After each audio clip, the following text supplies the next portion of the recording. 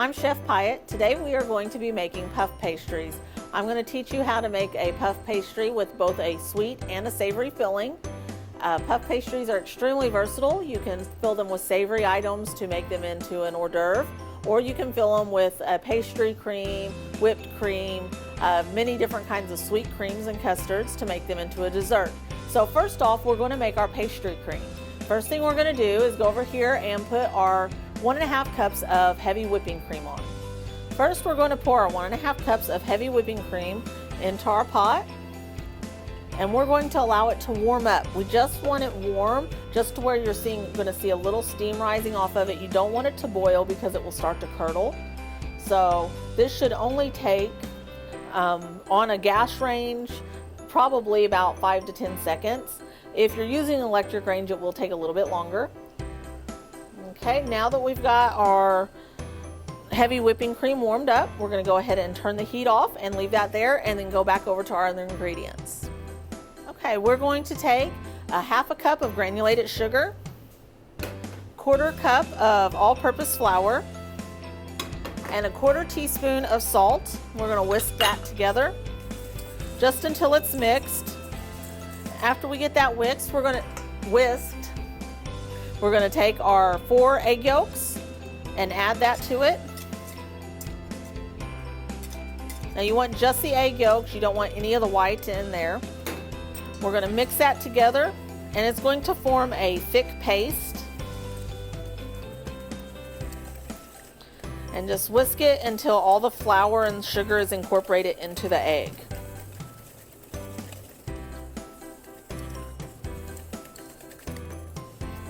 Okay, now we're going to take our warm milk and we're going to slowly add it to your egg. So add a little bit at a time, whisk it in until it's completely incorporated. The reason we're doing it this way, we do not want our eggs to cook from adding too much of the warm milk, the warm cream at one time. We're going to add a little more, whisk that in until it's incorporated.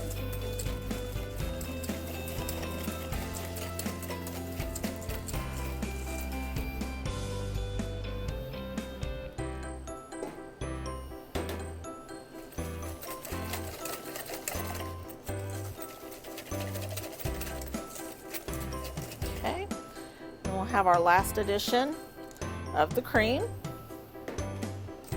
Whisk that in,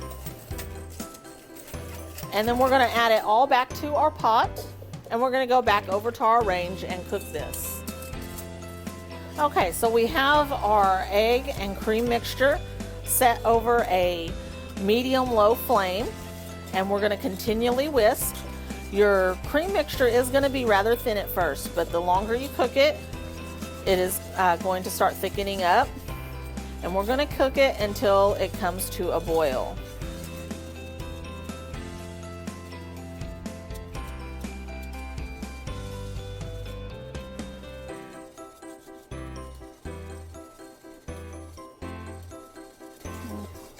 Okay, if you take a pause once you start feeling it thicken, you can see if it's boiling. So ours is starting to have bubbles break the surface, so it is boiling. We're going to take it off the heat and immediately add our vanilla to it. I'm going to whisk that in. All right, so we're going to add our pastry cream back to our bowl. We're going to cover it with some plastic film. You want to cover it directly on the surface because you want to keep your pastry cream from getting that plastic film. If you've ever noticed on puddings or custards like that, if they're just set directly in the refrigerator without anything covering them, they'll get this kind of rubbery plastic film across the top. If you cover it with your plastic wrap directly on top of your custard or pastry cream, it's going to keep that from happening. So we're going to go ahead and put this in the refrigerator and let it chill. Now we're going to start on our actual puff pastry. We're going to start with 1 cup of water, 1/2 cup or 1 stick of butter, and 1.5 teaspoons of sugar. We're going to allow that to cook until the butter is melted.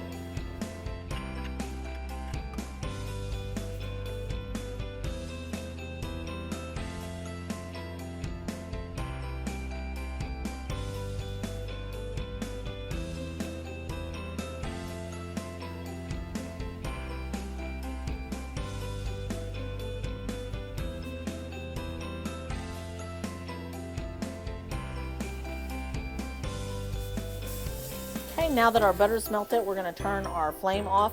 Now, if you're using a gas range like I am, you can just turn your flame off and leave your pot here. If you're using an electric range, you're going to need to actually remove your pot from the burner because on your electric range, your coils stay hot. So when you're on electric, you will actually have to move your pan. You're going to add a cup of all-purpose flour, and you're going to mix that together until it forms a paste.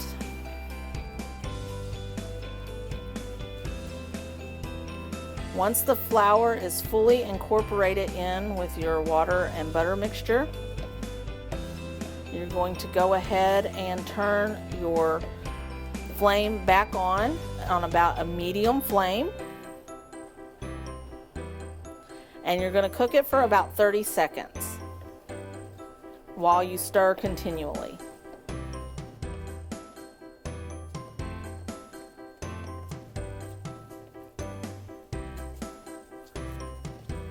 All right, we're going to turn that off and we're going to go over to our mixer.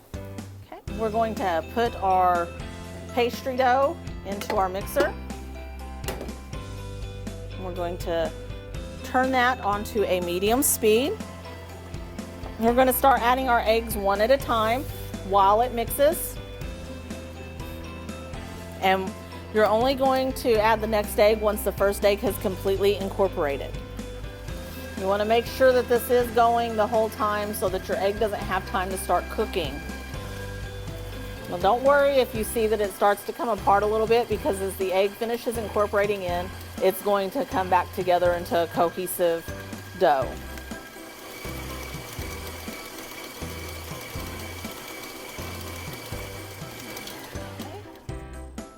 All right, so we have a nice shiny dough here. If your dough is not shiny and moist, you may need to add an extra egg. That is always an option. It's not one I have to do often, but if you're working on a day that's really dry or you have a lot of humidity, it could change the texture of your pastry dough. So now we're going to take this over to our workstation and pipe it out. Okay, now we're going to take our pastry dough and we're going to put it in a large piping bag. I have here a canvas piping bag. You can use a regular frosting piping bag, whatever you would like for your pastries. I have a large tip. I'm going to place that in there. Run it down to the end.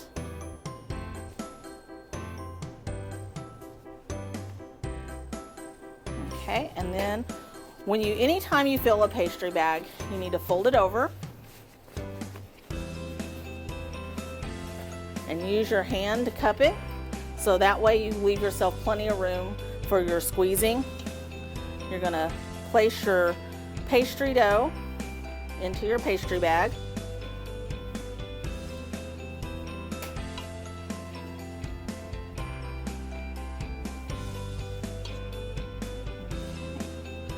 Push it down in there. All right. We're going to take our pastry bag and squeeze our dough down. And when it starts coming out the tip, we're going to go ahead and twist this so that when we're squeezing, our dough doesn't start coming out the top. Move this out of our way. And while we squeeze, we want to put an even pressure, because if you put a heavy pressure on this one, light pressure on that one, you're going to have different sizes of puffs. So what you want to do, you're going to squeeze, you're going to put it down here, and you can count to 3. Go 1, 2, 3. Then cut it there, and just continue to do that all the way across.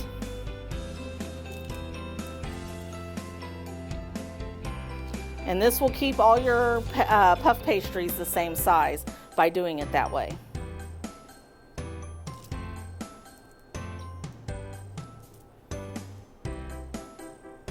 Make sure you're leaving enough room that as they rise, they're not going to run into each other.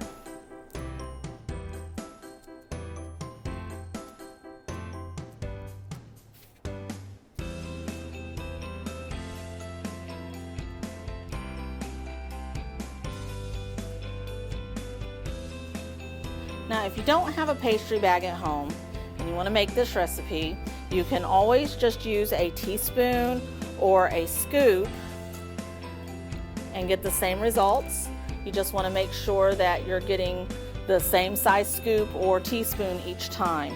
And you're not married to this size. You can actually do a puff in a large, and that way you can have it almost like a sandwich with what you're filling. All right, so now that we have all of our puffs done, we're going to put them in our oven. Okay, we're going to go put these over here in our convection oven. Now, if you're using a convection oven, you're going to go 400 degrees. If you're using a conventional oven, you're going to go 425. You always drop about 25 degrees when you're using a convection oven. We're going to set our time on this to about 10 minutes. Now, if you're using a conventional oven, you'll use more time as well, and you will go to about 15 minutes. So I'm going to set this at 10 minutes.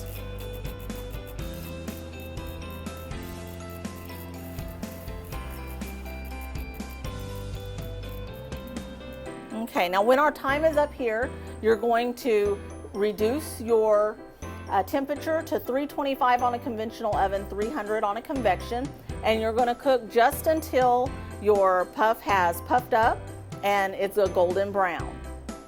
Now that our puff pastries are done cooking, we can go ahead and fill them.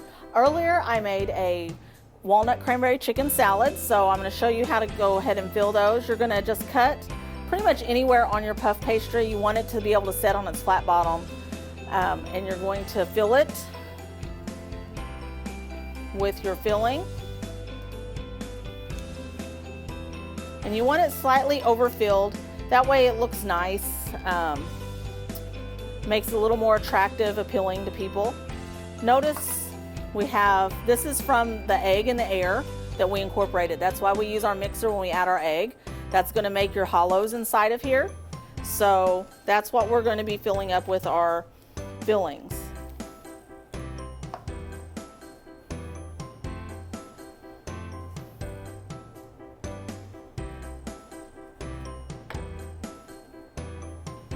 Now, if you're making your puffs ahead, you don't have to fill them right away, because if you fill them and you're not planning on serving them right away, they'll get a little soggy.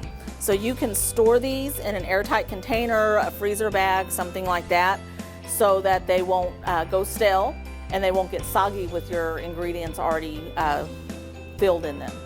So here are our chicken filled cream puffs, and next we're going to do our pastry filled cream puffs.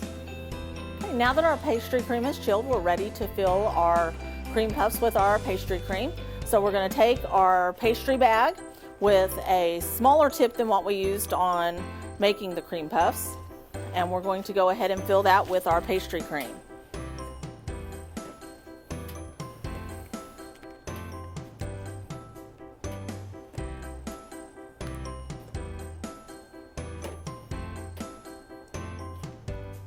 Okay.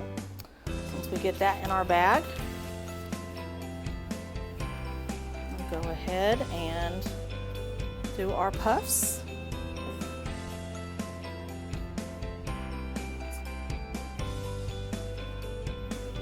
Okay. I'm going to fill these with our pastry cream where they're just slightly overflowing. We're going to dip the top of our puff in some melted chocolate.